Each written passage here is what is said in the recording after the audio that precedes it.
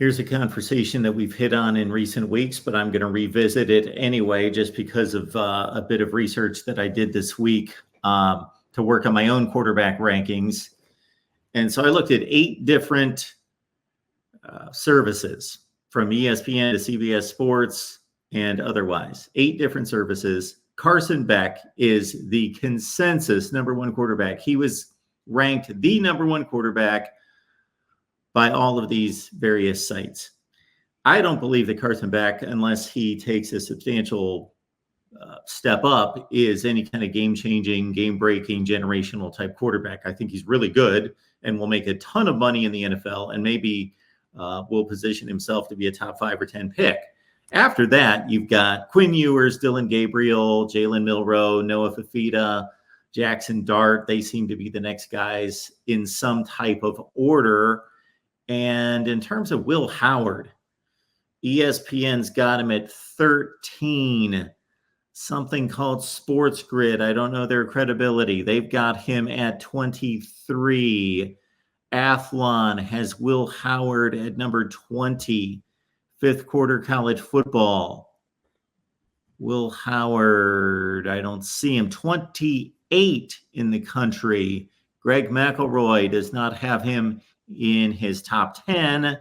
The Sporting News has Will Howard at number 10. Fansided, Will Howard not in their top 10. Phil Steele has a couple different lists. Of course, he's got his 4 All-America teams. Mm-hmm. He's got his NFL draft prospect list, which lifts somebody like a Drew Aller to a number 4 position, because that's how he's gathering information from NFL scouts. But then he also has, in addition to the NFL draft, just the All-America list, which is only going to be 4 deep. But I can't even find Will Howard. Where is he? He's in the 20s, I'm guessing. I'm not going to try to find. There he is. He's at number 13. Yeah, on his draft list, he had him at number 13. And the thing on the Ohio State page, he's got him PS number 70. Is that and that's on this page here, the Ohio State page, where he lists out everybody on the team? Is that his original recruiting ranking? Yeah, it is. And the other thing is, Phil doesn't do the draft rankings. He lets somebody else do that. Yeah. So those aren't his draft rankings. Those are somebody else's that he uses. But yeah, the PS number, those are kind of like a composite ranking of recruits. And the Ohio State quarterback room, according to Phil Steele, at 19. Because I've seen them in the top 10 of other magazines and other rankings. Yeah, I would think they would be. I mean, it's a huge projection, but there is some proof of concept with Will Howard. But Will Howard in Ohio State's offense, I was on the radio show somewhere, and they're like, "What's the biggest question mark?" I'm like, until we see it from one of these quarterbacks in this offense, it's the quarterback, because it's the biggest question mark. It could be the biggest answer, and it's the most important position in sports. And so if you don't know exactly what you have, that's a concern.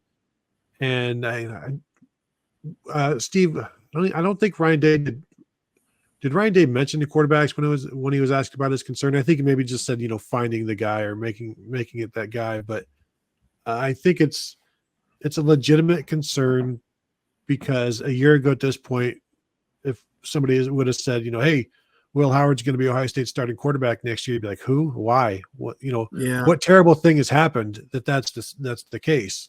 Well, what we've lived through with Ryan Day for 4 years, 5 years, is people come out of the woodwork to criticize his handling of the quarterbacks. And, it's one, they haven't won it all on his watch, and, 2, they haven't won it all on his watch. So he, in their mind, he doesn't have the way he's handling it. He's mishandling it, is kind of their feeling if they don't win it all.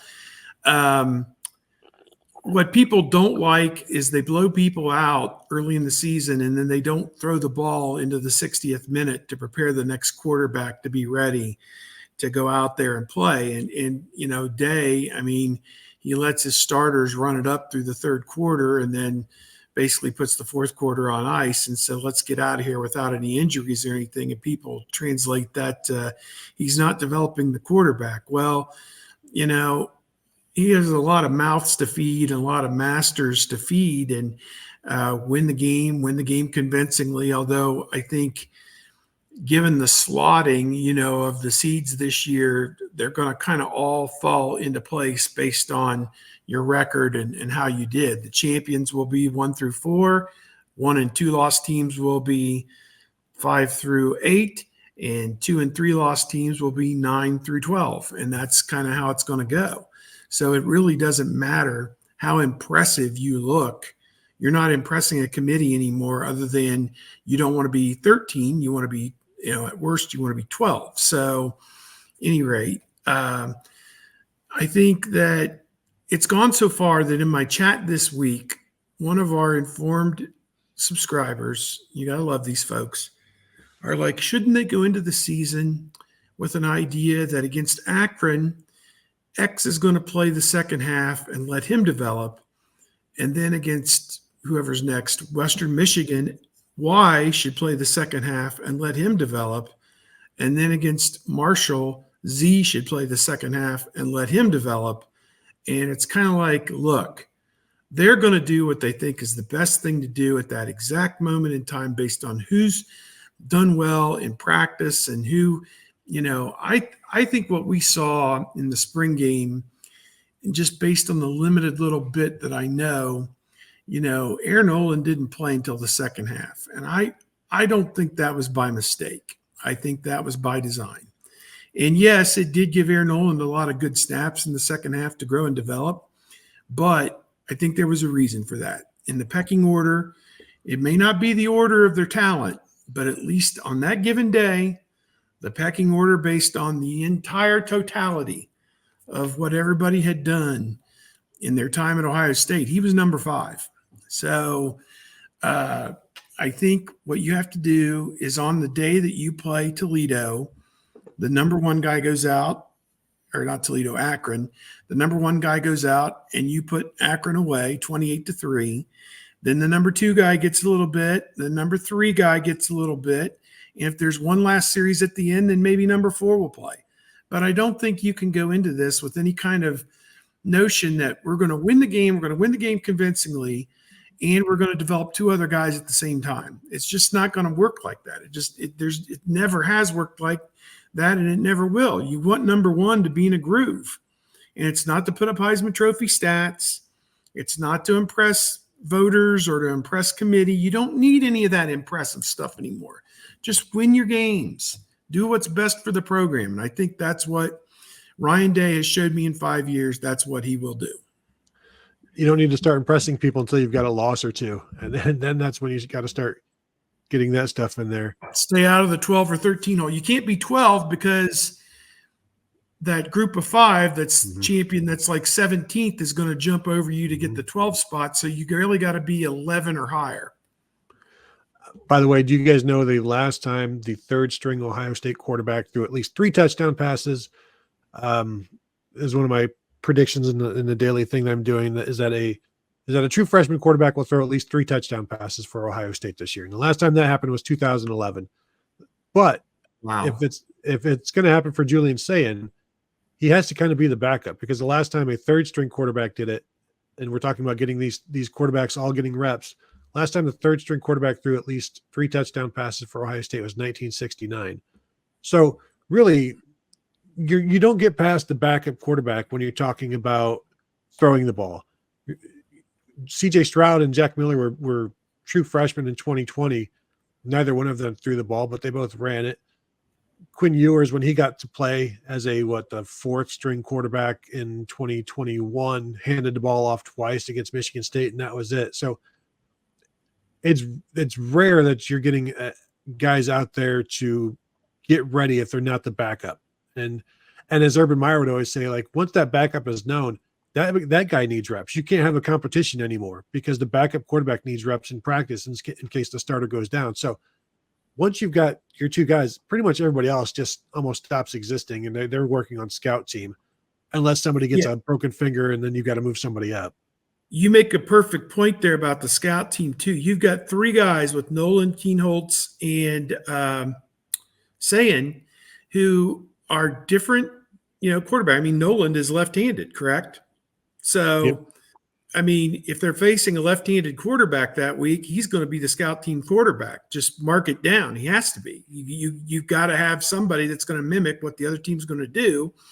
If they're a runner, a good thrower, you're going to Sayin and Keenholz, are going to maybe split time. I don't know, but I think you have to you use those guys to prepare your defense. They're going to be great scout team quarterbacks because they're pretty good quarterbacks in general, and they'll help prepare the defense. And hopefully we'll get some good comments from the defense as the season wears on. Oh yeah, Julian, he's given us a great look.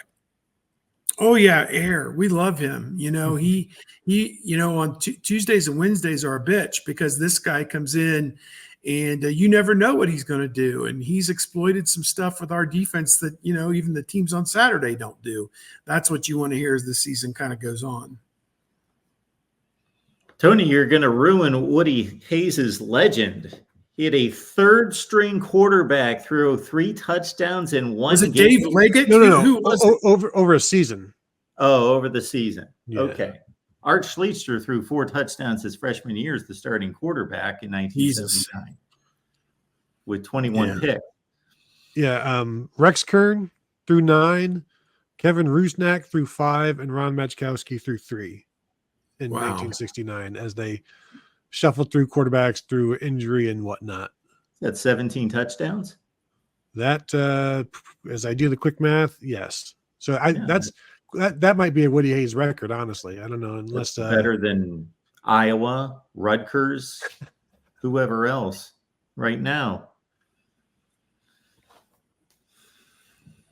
The other dynamic in this is not a new discovery, but there's been all this anxiety every couple of years about a new starting quarterback that has no experience. C.J. Stroud, Justin Fields, Dwayne Haskins, J.T. Barrett, and things worked out just fine.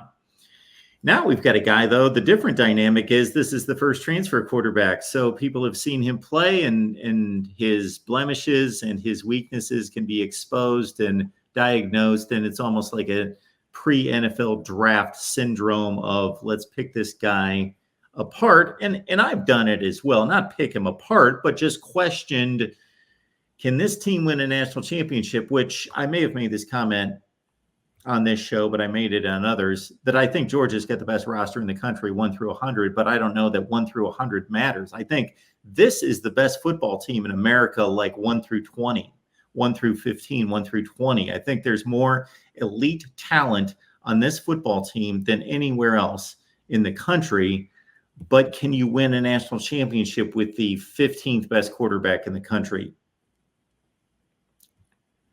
Michigan did. Has that happened since Jake Coker would be the last one that would come to mind that we would delve into the depths of past the top 10 quarterbacks in the country, somebody like that. No, I don't know if top 15. I mean,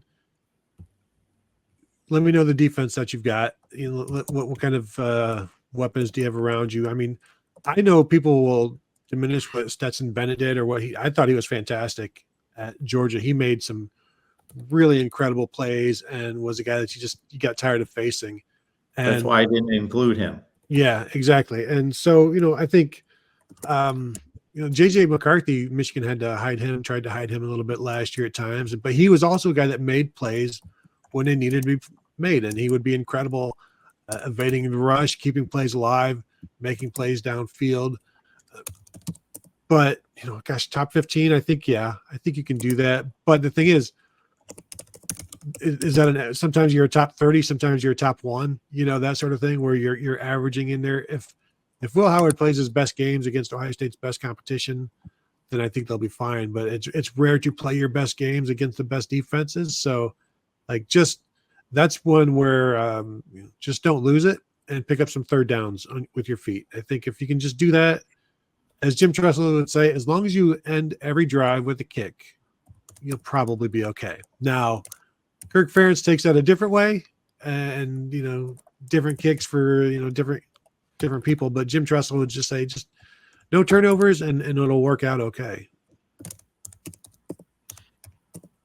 And the big advantage for Will Howard, you just hit on, is he doesn't have to try to always fit a throw into a tight window. If he sees a little bit of a lane, then boom, I can pick up the 3rd and 5 myself. Mm-hmm. And that alleviates a lot of pressure, as opposed to Kyle McCord looking around and thinking, I got to try to drill this in somewhere. Yeah. I mean, it allows you to fix your errors or just raise your game. Like JT Barrett didn't have the best arm, was not the most accurate guy, but 3rd and 2, he would pick up the first down. I never saw him fall short, especially against Michigan. You never saw him come up short with those short yardage things, but you throw some passes and it's like, that wasn't very pretty. So if you can make up for it with your legs at some other point, all power to you. But I'm fascinated to see exactly how accurate Will Howard is as Ohio State's quarterback, assuming that he is. And as I've said many times on this show, still have no idea how well he throws the ball downfield. What are his deep throws like? Because he's never really had the receivers that I'll have now. It seems to be a decent fit, just not the ideal fit for a wide receiver room that's probably the best in the country. Oregon capitalized on having an incredible receiver room by going and getting Dylan Gabriel, and Ohio State finished short of that goal. And not that they were going to go get Dylan Gabriel, but I'm with you. The fit seems to be the dynamics of those two teams seem to side with Oregon right now.